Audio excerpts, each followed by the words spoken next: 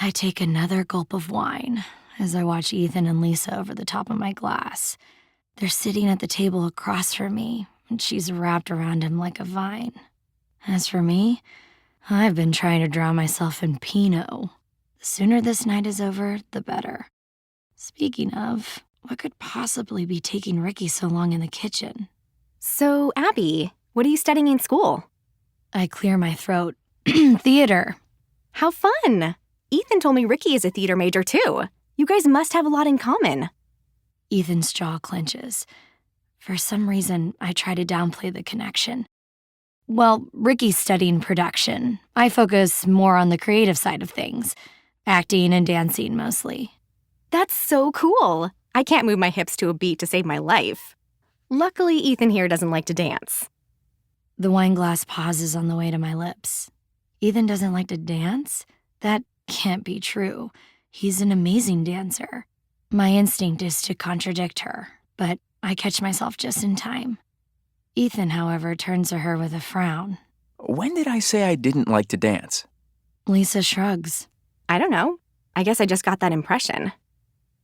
I take another gulp of wine. I try not to watch as Lisa starts running a hand through Ethan's hair. Just a month ago, I myself had my hands tangled in that hair. My gut continues to churn. I'm about to excuse myself, but then Ricky suddenly comes in. He's balancing a few trays of food. Dinner is served. Baked chicken with sides of potatoes and a tray of broccoli. Yum! Everything smells delicious. Yeah, looks great. I make myself a plate and take a few bites.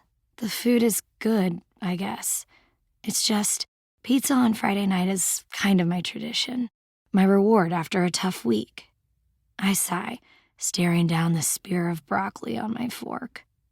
My eyes snag on Ethan's, and he gives me a knowing smile. He and I were together on a Friday, so I told him about my pizza tradition, and without another word, he ordered a pie. We scarfed it down naked together in bed. I'm positive that's exactly what he's thinking of now. There's so much heat between our gazes that I startle when Lisa's hand snakes around his neck. The pang of jealousy I feel intensifies. So I reach out my arm and put it around Ricky's shoulders. This food is delicious, Snuggle Bear. You're a fabulous cook. Ricky turns to me with confused eyes. I don't blame him. I've never called him or anyone else Snuggle Bear in my entire life. Thank you. So, what's on the menu for dessert? Or are you going to give me that later? Ricky's cheeks turn pink at the insinuation. I sneak a peek at Ethan, who is frowning down at his plate. Lisa, however, laughs. Ugh, you guys are so cute. Aren't they, Ethan? Ethan doesn't look up from his plate. He just forcefully cuts into a piece of chicken. Adorable. Ricky clears his throat, not meeting my eyes. I, made apple crisp. Nothing special. Great. I've embarrassed him, and I'm pretty sure I've told him that I'm allergic to apples. Shouldn't I be disappointed that he doesn't remember? I feel my own face heating up, so I stand and excuse myself to the bathroom. I hustle away, and once I'm in there, I lean against the back of the door. I try to get a hold of myself. Catching my reflection in the mirror, I give myself a little pep talk. Abby, you have no reason to be jealous of Lisa. You and Ethan both agreed to just one night. Now stop acting like a crazy person and... Knock, knock. I jolt back from the door. Just a minute. It's me. Let me in. I need to talk to you. I whip open the door. What are you doing? And what do you mean, let you in? Shh. Keep your voice down. Ethan slips in the bathroom, then locks the door behind him. He turns to me with a frown. What's your deal, Abby? I gawk at him. My deal? What's your deal? Why are you following me into the bathroom? I wanted to talk to you.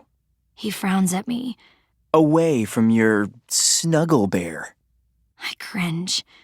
That's actually not... Ethan reaches out and puts his hand on my arm. I'm trying to understand, Abby. You and I had such an incredible night together. But you told me that's all we'd get. Just one night. So why does Ricky get to be your boyfriend? Why does he get dates and Friday night dinners? I sigh and look away. I don't want to tell him the truth, because the truth makes me sound judgmental. Ethan takes a step toward me, and the air crackles between us. Or am I wrong? Was our night not incredible? I suck in a breath, because images from that night are flashing in my mind. I can't lie to him. Not about this. It was the best night of my life. Ethan's eyes flash. Then why did you tell me not to call your number when I finally got it from you? He runs his hand up my arm, leaving goosebumps in its wake. Why did you leave in the morning without saying goodbye? I didn't think there was anything left to say. Ethan scoffs. His hand moves over my shoulder and up my neck to cup my cheek. We talked until 4 a.m., Abby. Seems like we had a lot to say to one another.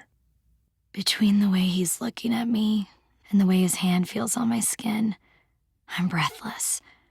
I unconsciously lick my lips, and Ethan starts to bring his head down. I close my eyes and knock, knock. Abby? Ethan? What's going on in there?